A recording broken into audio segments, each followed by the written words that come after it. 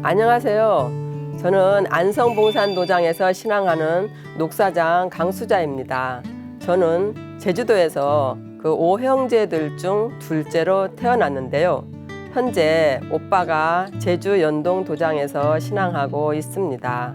어머니가 고3 때 돌아가시고 새엄마가 오시게 되면서 전 육지로 나오게 되었습니다.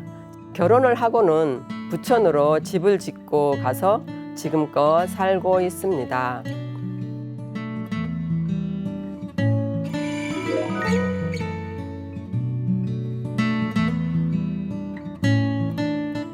부천에서 살던 중에 2014년 8월에 안성으로 직장을 얻어서 가게 되었는데요. 24시간 아이들을 돌보며 생활하는 그룹홈 사회복지사 일이었습니다. 일부러 그런 직장을 선택했는데 제가 아동 지도 일을 한 경험도 있고 또 육체적으로는 좀 힘들다고 하는 일이었지만 그 정신적으로는 참 보람이 있는 일이겠다 생각했습니다. 다른 성씨의 아이들이 그 나이대별로 한 7명이 모여 있는데요. 그러다 보니까 수시로 사건, 사고가 발생합니다. 부천 집에 있을 때는 남편도 보내고 아들은 군대로 딸은 또 대학 기숙사로 가버려서 혼자 있으니 참 무섭고 외로웠었거든요. 그런데 그 7명의 말썽꾸러기 남자아이들과 눈코 뜰 새 없이 지내느라고 외로울 틈이 없었습니다. 그 아이들하고는 그런데 잘 적응하고 지냈는데요. 그 문제는 그룹홈 그 집 주인이고 전임 원장이시던 원장 할아버지와는 사사건건 의견이 맞지 않아 충돌이 잦았습니다. 그 충돌이 최고조에 달해서 원장님에 대한 증오심을 막 사귀며 일을 견뎌내던 중에요. 그 10월 어느 날 오빠로부터 그 열매가 되길이라는 사인을 한 춘생추살이라는 책이 한 권 보내져 왔습니다. 당시 오빠가 많이 아팠는데요. 인생을 정리하는 의미에서 당신이 보던 책들을 동생들에게 한 권씩 보낸다는 것이었습니다. 그래서 침대 머리맡에 뒀다가 자기 전에 조금씩 보는데요. 생전 처음 듣는 말씀들이 많이 나와서 거의 수면제 역할을 했습니다. 그래서 쪽수만 접었다가 다음번에는 또 모르면 그냥 넘기면서 그래도 쭉 넘어가는데 한 번씩 가슴을 치는 문장들이 있었습니다. 예를 들면 낙태아이 원한 같은 것인데요. 제가 낙태를 한 적이 있어서 한참을 생각하고 내가 큰 죄를 지었었구나 하며 가슴을 치게 되었습니다. 평소에는 죄를 짓지 않고 잘 살았다고 생각하고 있었거든요. 근데 그러지 않았다는 것이었습니다. 자신을 엄청 많이 돌아보게 됐습니다. 그러다 보니까 그 원장님에 대한 증오심 같은 것, 그 언제 그런지 모르게 사라져 버렸습니다. 그 책을 덮는 순간 저는 정의로운 새로운 사람으로 변해버린 것이죠. 그 후엔 20년 전쯤에 오빠가 이것이 개벽이다라는 책을 그때 소개했었는데요. 안 본 적이 있거든요. 그래서 그 책도 갑자기 보고 싶어졌습니다. 그래서 뒷날 안성도장에 찾아뵙고 이것이 개벽이다 책을 구해서 이틀 만에 읽게 됐습니다.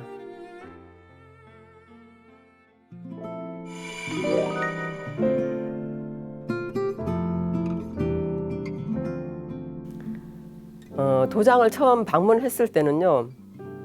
앞에 커다란 액자들이 걸려있는 것을 보고 깜짝 놀랐습니다. 상제님 어진을 보고 당군 할아버지신가? 무당집도 아니고 무당집에서 본 분들도 아닌 그 낯선 분들이 한 분도 아니고 누구신가? 또 물은 왜 떠놓고 또 기도를 하는가 하는 생각이 들었습니다. 그 다음에 포정님께서 소개해 주신 그 도전을 읽었는데요.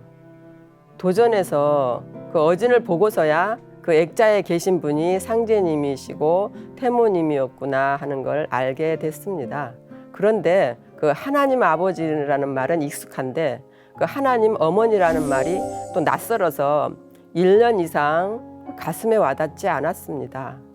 자, 그렇게 한 달 동안 책을 읽자 포정님께서 입도 공부를 하자고 하셨습니다. 그런데 지금은 애들이 방학이라 몸을 뺄 수가 없습니다 하니까, 그러고 개학하면 학교 보내놓고 시간을 낼 수 있다고 했더니 3월 2일 날 그 입도 공부를 하자고 전화가 왔습니다. 한 달 전에 입도 공부를 한다는 말을 한 적이 있어서 약속을 지켜야 할 때가 왔구나 하고 네 대답을 하고는 다음 날부터 시간을 내려고 부단히 머리를 썼습니다. 그런데 신기하게도 마음을 먹으니까 21일 동안 하루도 안 거르고 공부하러 갈 수 있는 시간을 낼 수 있었습니다. 자, 21일 동안 진짜 바쁘게 애들을 학교에 보내놓고 또 얼른 청소해 놓고 도장으로 달려갔습니다. 그래서 145년 양력 4월 5일 안성봉산도장에서 입도를 하였습니다. 입도는 했지만 증산도에 대해서는 제대로 아는 것도 없고 체험도 없는 데다 또 일요일밖에 시간을 낼 수 없어서 그 진리에 대한 갈증이 항상 있었습니다. 그러던 중에 평택에 계신 이재만 수호사님께서 제가 직장을 그만둘 기미를 보이자 전화가 왔는데요.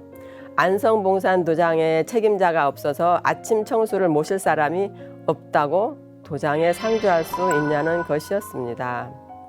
7월 한 달을 도장에서 지내며 혼자 새벽 청수를 모셨는데요. 그 청수를 모시며 저절로 기원하게 된 것 중 하나가 그 여성 책임자 분께서 오시면 밥을 해드리면서 같이 지내며 공부할 수 있을 텐데 였습니다. 그런데 정말로 여성 책임자이신 김명자 포정님께서 발령을 받아 오신다는 말에 깜짝 놀랐습니다.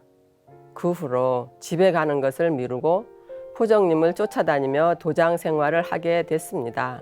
그 도장 생활을 하면서 포정님, 포감님들 하시는 모습을 보며 흉내내기 하는 생활이 시작됐는데요. 9개월이 지나고 1년이 지나고 2년이 지나도 깨지는 게 없는 겁니다. 자, 그렇게 답답하여 또 한 번은 집에 가버렸다가 다시 돌아오고 이런 생활을 반복하며 그래도 조금씩 달라져가는 저를 보았습니다. 어떤 때는 남은 인생 동안 내가 이 일을 안 하면 다른 일을 할 수 있나 생각도 해보았습니다. 그런데 결론은 더 이상 세상 일엔 이제 아무것도 재미를 느낄 수 없을 것 같다였습니다. 그러다 보니 3년 반 동안 함께 지내던 포정님이 떠나게 되었습니다. 자, 아직 다 배우지 못했는데 어떻게 해야 하나 하는 마음을 뒤로하고 1년 동안을 새로운 포정님과 지내면서 나도 몰랐던 내 자신을 많이 돌아보게 되었습니다. 내가 증산도를 제대로 모르고 있었구나. 자, 이제부터는 진심으로 배워야 되겠다 생각하고 있습니다.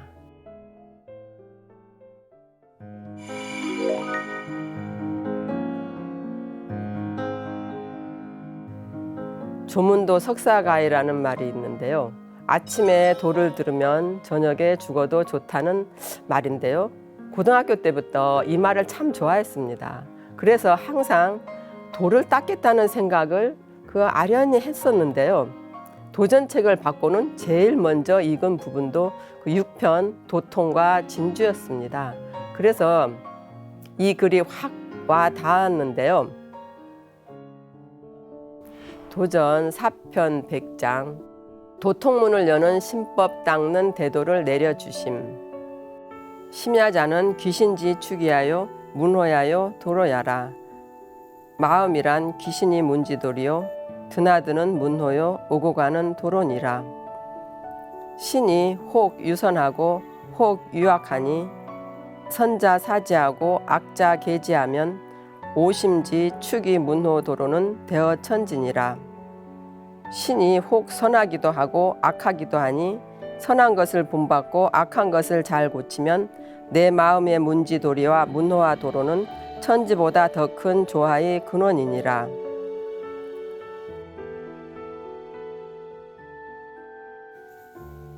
이 글은 그 처음 춘생추사를 읽을 때도 본 도전 말씀인데요. 책을 덮으면서 어떤 강력한 기운이 나를 확 바꿔놨다는 생각을 했습니다.